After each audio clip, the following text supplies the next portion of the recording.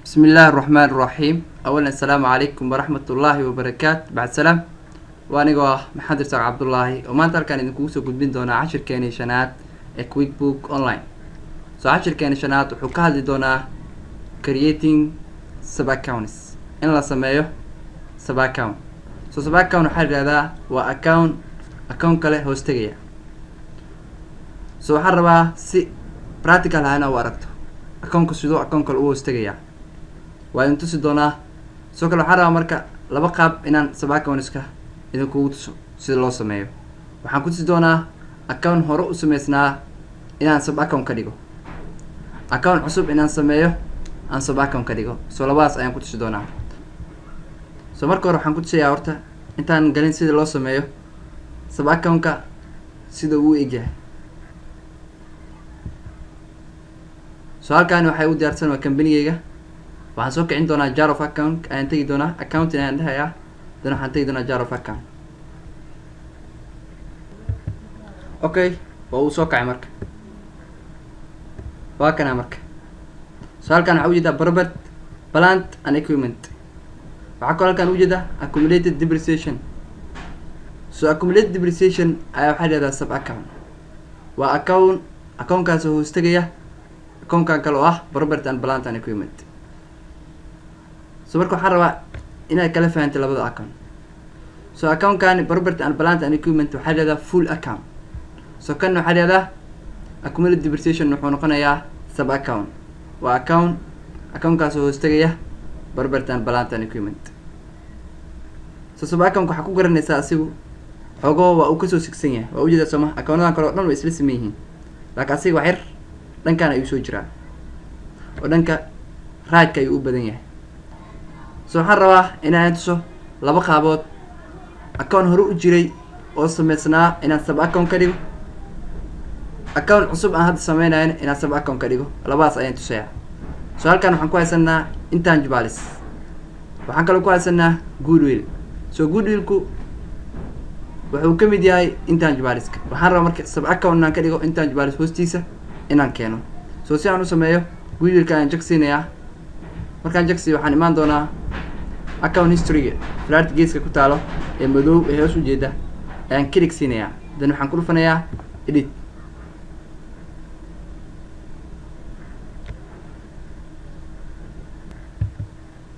Okay, waa kana u jeedaa marka halkan ayaad imaanaysaa is a sub account waxaa leedahay waa sub account goodwill-ku click ayaad siinaysaa waxaa sheegaysaa account-ku uu hoostagayo ama halkan ay click siin kartaa oo waa ka raadin kartaa ama halkan ay xaq qor kartaa magaca intangibles. kana wajida soma saa ku keenayo dan waxaa leedahay save and close.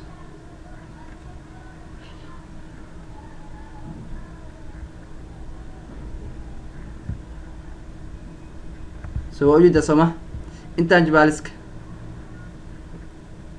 goodwill-ka ayaa hoos yimid. goodwill-ka waxaan dhaynaa marka waa sub account of intangibles waa marka waa accountkaas oo hoostagaya intangibles-ka. waxaan rabaa account cusub anoo sameynayo inaan accountkaas ka dhigo sub account. tusaale ahaan waxaan sameyn doonaa patent waxaan hoos keeni doonaa intangibles-ka maadaama patentii uu ka mid yahay intangible asset-ka. Okay, waxaan imaan doonaa new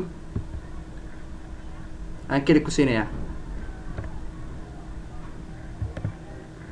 Okay, waa kana uu soo kacay marka halkan ayaan ku dhufanayaa waxaan dhihi doonaa waa non current asset.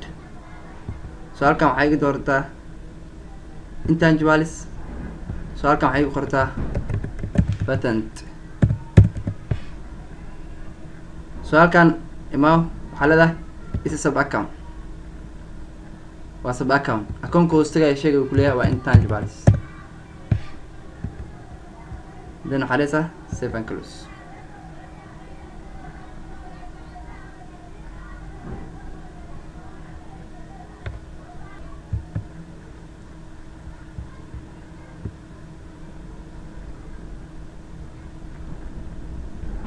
intangibles-ka waxaa u ismid patent. patentiga waa sub account of intangibles. marka sidaas ayaa u sameynaysaa.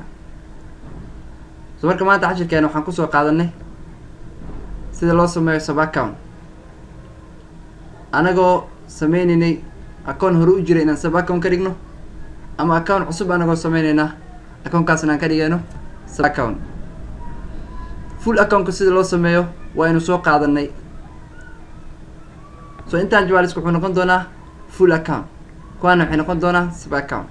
so full account ka cashirkeeni hore ayaan kusoo qaadanay, maantana waxaa idinku tusay sida loo sameeyo sub account. so cashirkeena maanta intaas oo inoogu eegaya. waxaan idin sheegayaa haddii ay jiraan meel aad fahmi weyseen ama waxyaabo idinku adkaaday, waxaad inoogu soo dirtaa gmailkayga ama qaybta commentiska fariintaada noogu reeb, anagaa sida uu dhaqsiyaa badan kasoo jawaabi doono. teeda kale waxaan idinka codsanayaa inaan iloobin inaad channelkani subscribe dhacdaan, videogana aad share iyo like saartaan. waa mahadsantihiin.